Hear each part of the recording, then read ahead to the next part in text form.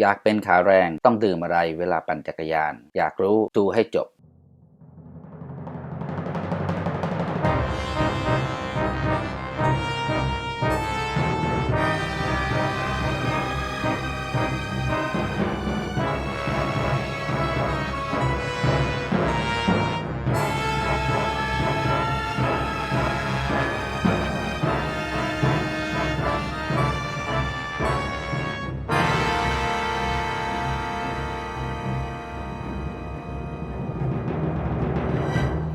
สวัสดีครับผมแจ็ควัชรพงษ์แก้วสะอาดกับคลิปวิดีโอในซีรีส์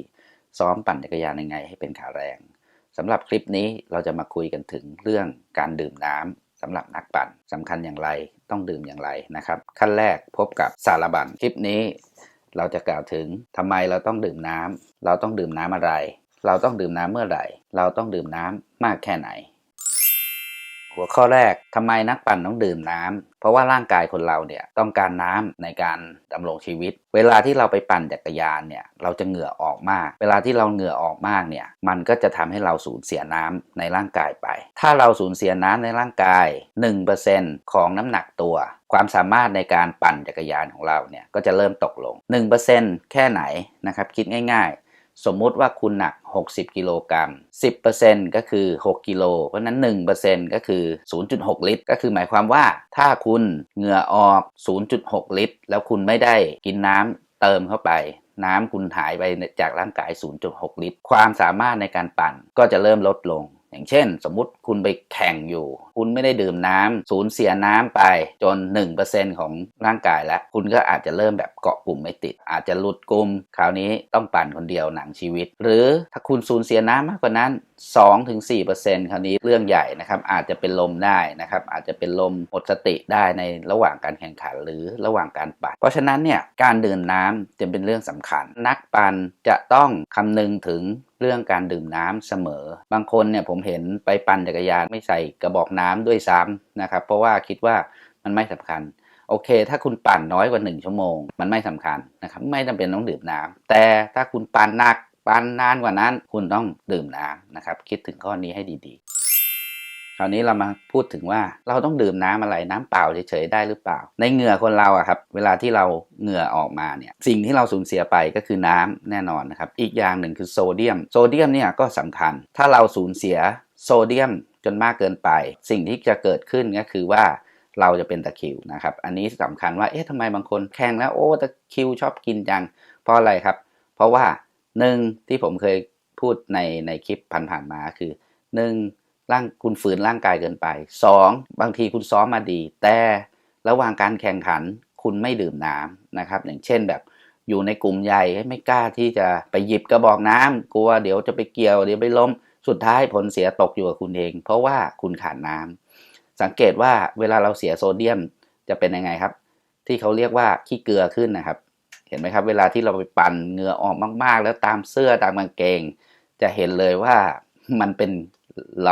ายขี้เกลือนะครับนั่นนะครับคือโซเดียมที่คุณสูญเสียออกมาจากร่างกายเพราะฉะนั้นนักปั่นต้องดื่มอะไรครับดื่มน้ำนะครับที่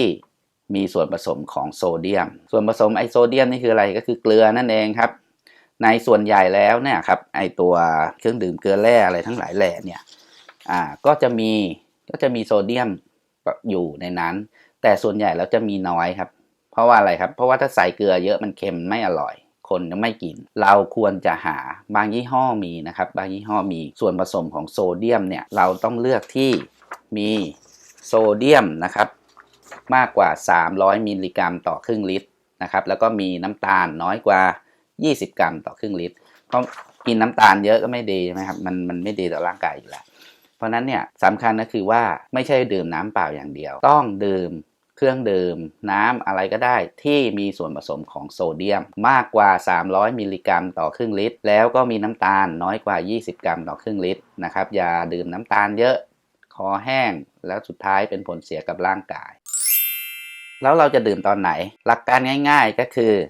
ทุกๆ15นาทีนะครับทุกๆ15นาที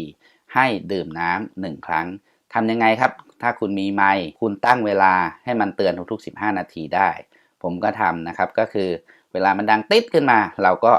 ดื่มน้ำยกเว้นคุณไม่ควรดื่มน้ำเวลาที่คุณปล่อยรถลงเขาเร็วๆไม่ใช่ว่ากำลังลงเขาเร็วๆแล้วคุณยกน้ำขึ้นมาดื่มอันนั้นจะทำให้เกิดอุบัติเหตุได้แต่ถ้าคุณกำลังขึ้นเขาช้าๆโอเคดื่มน้ำได้นะครับอันนั้นไม่มีปัญหาหรือว่าทางลาดอะไรอย่างนี้ยกเว้นอย่างเดียวตอนลงเขานะครับลงเนินนะครับหลายคนกิ้งมาแล้วนะครับเพราะว่ายกน้ำขึ้นมาดื่มตอนนั้นสรุปก็เลยล่วงนะครับเพราะนั้นต้องระวังนะครับตั้งเวลาไว้ทุกๆ15นาที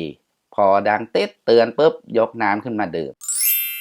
แล้วเราจะต้องดื่มน้ำแค่ไหนล่ะก็คือง่ายๆนะครับหลักการง่ายๆก็คือว่าดื่มน้ำ1ขวดเล็กต่อ1ชั่วโมงในกรณีที่อากาศร้อนบ้านเรายังไงก็อากาศร้อนครับไปปั่นเมื่อไหร่ก็ร้อนเมื่อนั้นเพราะนั้นเนี่ยหลักการง่ายๆก็คือ1ขวดเล็กต่อ1ชั่วโมงสมมุติว่าคุณวางแผนว่าวันนี้คุณไปปั่น2ชั่วโมงเพราะนั้นคุณก็ต้องพกน้ำ2ขวดเล็กโอเคอันนี้เป็นหลักการง่ายๆนะครับบางคนเนี่ยอาจจะดื่มมากกว่านี้สังเกตว่าอย่างพวกโปรเวลาเขาแข่งตูเดอฟองพวกนี้เนี่ยเรียกว่าดื่มน้ำกันเป็นอูฐเลยครับเพราะว่าเขาปั่นกันที200โล100กว่าโล200โลเขาต้องใช้พลังงานเยอะมากเขาอยู่บนจักรยานเนี่ยวันหนึ่ง4-5ชั่วโมงนะครับมันก็ต้องมีคนคอยส่งน้ำให้ตลอดส่วนใหญ่แล้วเนี่ยอย่างบ้านเราครับบ้านเราเวลาที่แข่งแน่นอนครับมันคือระดับสมัครเล่นนะครับมันจะเขาไม่อนุญาตให้มีการไปส่งน้ำให้เราก็ต้องแบบว่าจอดแล้วก็ลงไปหยิบน้ำหรือว่ามีเด็กคอยส่งขวดน้ำให้รับได้มั่งรับไม่ได้มั่งกระจายมั่งอะไรมั่งก็คืออันนี้ก็คือเรื่องปัญหาเรื่องการดื่มน้ำส่วนใหญ่แล้วเราจะดื่มน้ำไม่พอครับเพราะว่าสมมติว่าเราอยู่กลุ่มนำเนี่ยครับอยู่กลุ่มนำปั่นกันอย่างรวดเร็วเลยมัวแต่รับน้ำอยู่ก็อาจจะหลุดกลุ่มได้เพราะนั้นเนี่ยเราก็ต้องวางแผนพกน้ำไปให้ดีนะครับพกมากเกินไปก็หนักอีกเดี๋ยวลำบากอันนี้ก็เป็นปัญหาเรื่องหนึ่งในเรื่องเวลาที่เราไปแข่งจักรยานก็คือเราจะไม่ได้ดื่มน้ำพอตามที่ร่างกายต้องการจริงๆนะครับเพราะว่าระบบมันไม่สนับสนุนเราก็ต้อง